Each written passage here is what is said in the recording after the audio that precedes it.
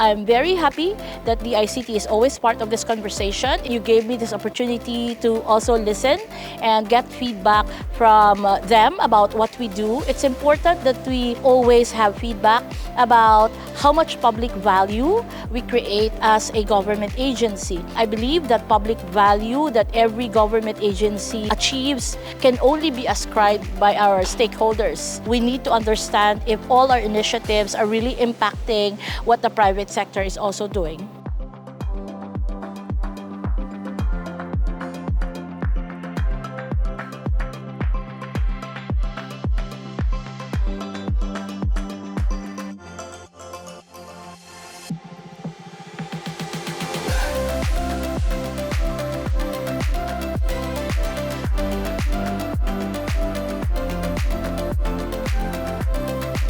We wanted to be as personalized as possible in terms of delivering our campaign so that we may be able to serve our customer better by showing them the right offer at the right time in a seamless way. As soon as they open their app, we hope that it's the most relevant offer that we can provide them. So leveraging on AI and analytics to be able to find out what that next best offer is for our subscriber is basically what we did for the project.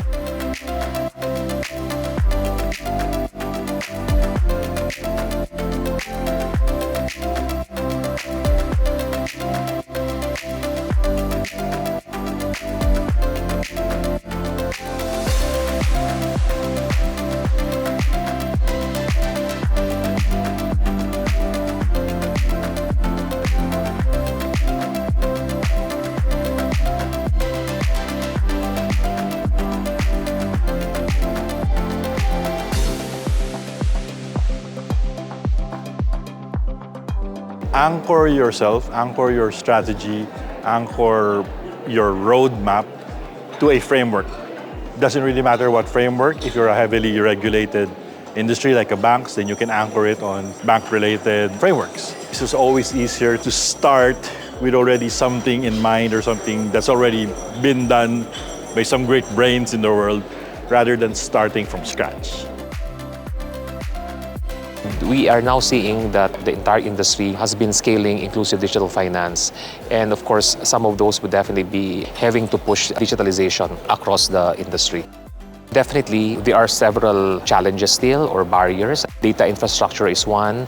Having to have that continuing and sustained education campaign, especially on cybersecurity, cyber resiliency, and as well as having to ensure that all industry players to commit to that level of trust amongst our consumers, making sure that we deliver awesome customer experience to every Filipino. Where we are today, although I believe very much that we have to move more towards a digital journey and we have to make greater steps there, we are in the Philippines, and it is very important that we can bring society and guide society, accompany society to the place, the mindset, the culture that they feel safe when performing digital banking.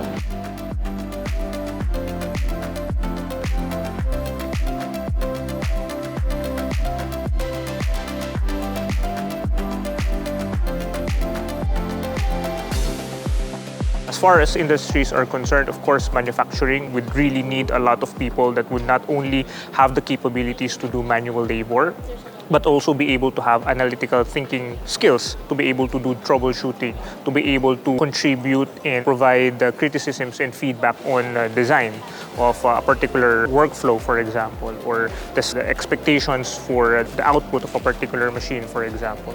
And those digital skills is something that we are not seeing yet, even at the level wherein just a bit of a nudge will be required for us to develop that.